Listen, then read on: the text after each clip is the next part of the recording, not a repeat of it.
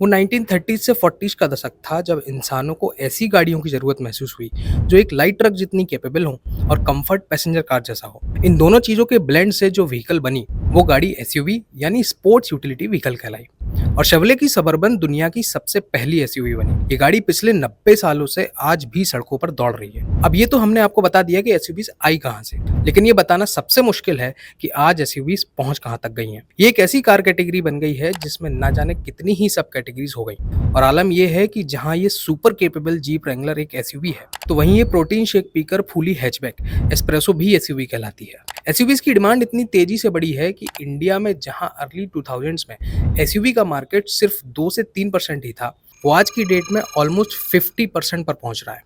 और सिर्फ इंडिया ही नहीं बल्कि पूरी दुनिया में एसयूवीज की एपिडेमिक फैल रही है। एसयूवीज पर ग्लोबल स्ट्रेटेजिक बिजनेस रिपोर्ट का कहना है कि 2023 तक एसयूवीज का मार्केट 6 करोड़ यूनिट्स तक पहुंच गया और 2023 तक एसयूवीज का यही मार्केट ऑलमोस्ट 13 करोड़ यूनिट्स तक पहुंचने वाला है। एसयूवीज की इतनी अंधी डिमांड ही वो एकमात्र रीजन है कि अब वो कार कंपनीज भी बिग बल्कि एसयूवीज बनाने पर उतर गई हैं जिन्होंने कभी सपने में भी नहीं सोचा होगा कि वो ऐसी गाड़ियां बेचेंगे। यानी सुपर कार्स बनाने वाली लैम्बोर्गिनी, फरारी से लेकर अल्ट्रा लग्जूरियस सैलून्स बनाने वाली रोल्स रॉयस तक अपनी एसयूवी बनाने पर मजबूर हो गए। लेकिन जब इन आइकॉनिक कार मेकर्स ने एसयूवीज बनाई तो ऐसी इम्पॉसिबल कार्स बना डाली जो खुद एसयूवीज से भी कई लेवल ऊपर की चीज साबित हुई और यहीं से अस्तित्व में आई सुपर एसयूवीज। आज हम आपको ये बताएंगे कि सुपर एसयूवीज होती क्या है और कैसे इनकी फ्लॉप शुरुआत हुई और मार्केट में मौजूद ये सुपर एसयूवीज क्यों अपने आप में एक इंजीनियरिंग मार्वल है। मॉडर्न डे कार्स में प्रेजेंटली जो कुछ भी फीचर और परफॉर्मेंस पॉसिबल है वो सब एक ही बॉनेट और एसयूवी की चेचिस में जब फिट कर दिया जाए वो बन जाती है सुपर एसयूवी। ये जो एसयूवीज हैं इनके इंटीरियर के आगे दुनिया की बेस्ट लग्जरी कार्स भी पानी मांग जाए। ये वो एसयूवीज हैं जिनकी परफॉर्मेंस को बेस्ट स्पोर्ट्स कार्स भी सलाम ठोकें और जिन एसयूवीज की ड्राइविंग डायनेमिक्स के आगे स्पोर्ट्स सेडान भी पानी भरती हों, जिनकी प्रैक्टिकलिटी के आगे आपकी रेगुलर कार भी शर्म खा जाए। ये वो एसयूवीज हैं जिनसे ऑफ-रोडिंग भी की जा सकती है और रेस ट्रैक पर रेस भी जीती जा सकती है। आसान भाषा में यही हैं सुपर एसयूवीज। अगर आप लैम्बोर्गिनी उरुस, फरारी प्यूरोसांगे या फिर एस्टन मार्टिन डीबीएक्स जैसी कार्स को देखें तो ये लिटरली सुपर कार्स ही हैं जो एक एसयूवी की बॉडी में ट्रैप्ड हैं। और अगर आप इन कार्स की इंजन स्पेक्स पर नजर डालेंगे तो ये किसी एसफॉल्ट गेम की कार्स जैसे ही हैं। किसने इमेजिन किया था कि किसी एसयूवी की बॉनेट में 6.8 लीटर का V12 इंजन फिट किया जा सकता है या कोई एसयूवी 715 बीएचपी की पावर बनाते हुए भी रोड लीगल हो सकती है। या फिर किसने इमेजिन किया होगा कि कोई एसयूवी सिर्फ 3.6 सेकंड्स में 0 टू 100 kph की स्पीड पकड़ सकती है या कोई एसयूवी 309 kmph की स्पीड से भी दौड़ सकती है। लेकिन ये सारे इम्पॉसिबल साउंड करने वाले फिगर्स आज सुपर एसयूवीज करके दिखा रही हैं। लेकिन आज सुपर एसयूवीज का जितना क्रेज है इनकी स्टार्टिंग उतनी ही ज़्यादा डिजास्टर साबित हुई थी। सुपर एसयूवीज की हिस्ट्री दबी है 1980s में। सुपर एसयूवीज बनाने में पहला अटेम्प्ट लैम्बोर्गिनी ने किया था। आइडिया ये था कि लैम्बोर्गिनी अपनी आइकॉनिक स्पोर्ट्स कार कॉन्टैक्ट को सेंटर में रखकर एक ऐसी एसयूवी बनाए जो कि एक्सट्रीम ऑफ-रोडिंग कर पाए और परफॉर्मेंस में भी कोई स्पोर्ट्स कार उसे हरा ना पाए। और तब जाकर बना Lamborghini LM002। LM002 strictly sports car बनाने वाली लैम्बोर्गिनी का पहला ऑफ-रोड व्हीकल था जो बनाया गया था यूएस आर्मी के लिए। मकसद था जीप को रिप्लेस करना। लेकिन LM002 यूएस आर्मी के कई सारे टेस्ट में फेल कर गया, इसलिए फिर लैम्बो ने इसे रीडिज़ाइन किया और 1986 में सिविलियंस के लिए बनाना शुरू कर दिया। इसमें 5.2 लीटर का V12 इंजन लगाया गया जो 444 एचपी की पावर बनाता था। और मजे की बात ये कि इतनी मैसिव पावर आप एक 5 स्पीड ट्रांसमिशन से मैनुअली कंट्रोल करते थे। ये मॉन्स्टर सिर्फ 3.5 kmpl की माइलेज देता था, तो इसकी भूख मिटाने के लिए इसमें 288 लीटर का फ्यूल टैंक आता था और 2600 केजी की ये सुपर एसयूवी 7.7 सेकंड में 0 टू 100 kph की स्पीड पकड़ लेती थी।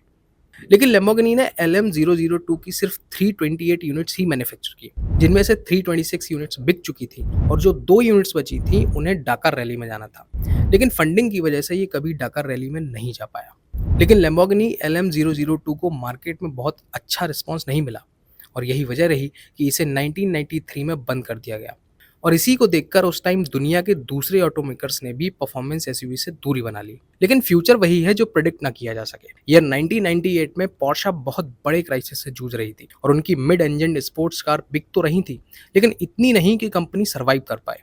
इसलिए खुद को बैंक्रप्सी से बचाने के लिए पोर्शा ने वो काम करने की सोची जो इससे पहले किसी स्पोर्ट्स कार मेकर ने कभी इमेजिन नहीं किया था। और फिर साल आया 2002 जब पोर्शा ने लॉन्च की अपनी एसयूवी कायन। और इस एसयूवी में मॉडल के हिसाब से पावर 247 एचपी से 671 एचपी तक जाता था, यानी किसी स्पोर्ट्स कार के बराबर पावर ये एसयूवी अपनी बॉनेट में लेकर घूमती है। पोर्शा कायने के आते ही मार्केट एक्सप्लोड हो गया और इसके रीजंस भी हैं।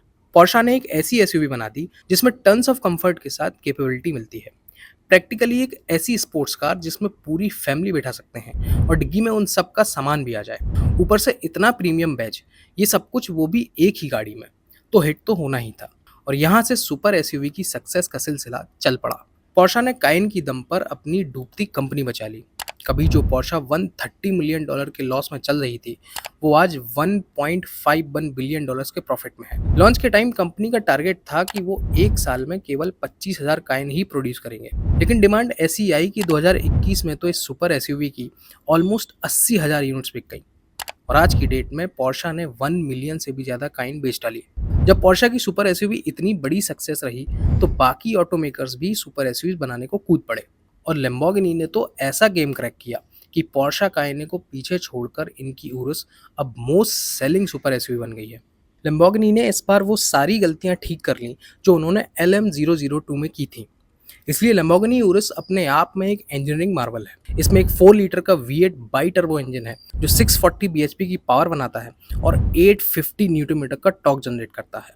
उरुस एक ऐसी गाड़ी है जो नो मैटर आप कैसे टेरेन पर इसे दौड़ा रहे हो, ना तो आपको स्पीड से कॉम्प्रोमाइज करना पड़ेगा और ना ही कंफर्ट से। और डिजाइन तो ऐसा है कि उरुस स्टैंड स्टिल में भी भागती हुई लगती है। ये 0 to 100 kph की स्पीड सिर्फ 3.6 सेकंड में पकड़ सकती है और इसका दाम 4.5 करोड़, वो भी without taxes. Next super SUV है फरारी प्यूरोसांगवे। हालांकि फरारी खुद इसे एसयूवी बुलाना पसंद नहीं करती, लेकिन हम सब जानते हैं कि ये क्या है। प्यूरोसांगवे फरारी की पहली एसयूवी है और पहली 4 डोर प्रोडक्शन कार भी। इसे फरारी ने अपनी आइकॉनिक स्पोर्ट्स कार रोमा के प्लेटफॉर्म पर डेवलप किया है और इसमें 2+2 कूपे स्टाइल की सीटिंग दी गई है। प्यूरोसांगवे में नेचुरली एस्पायरेटेड 6.5 लीटर का V12 इंजन आता है जो 750 एचपी की पावर बनाता है और साथ में 760 न्यूटन मीटर का टॉर्क। प्यूरोसांगवे सिर्फ 3.3 सेकंड्स में 0 से 100 की स्पीड पकड़ सकती है और 10 सेकंड्स में 0 से 200 kph और टॉप स्पीड 309 km/h।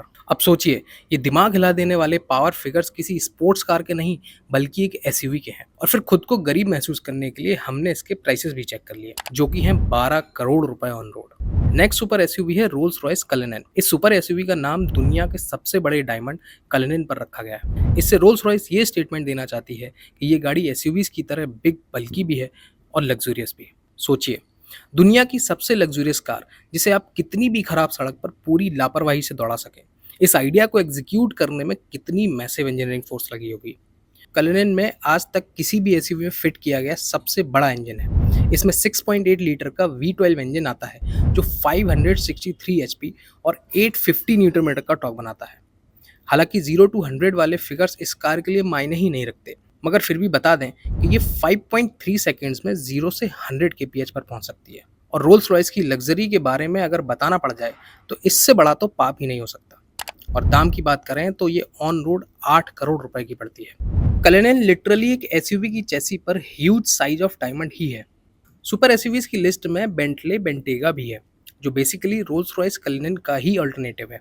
ये कलिनन से परफॉर्मेंस में और दाम में काफी कम है। एक super SUV Aston Martin DBX भी है, लेकिन ये इन तमाम सुपर एसयूवीज में सबसे कम पॉपुलर है। लेकिन इस एसयूवी की परफॉर्मेंस सुपर लेवल पर ही है। तो सुपर एसयूवीज के बारे में जानकर यही समझ आया कि आज की डेट में ग्लोबली एसयूवीज का गेम कितना बड़ा और एक्सट्रीम पर पहुंच चुका है।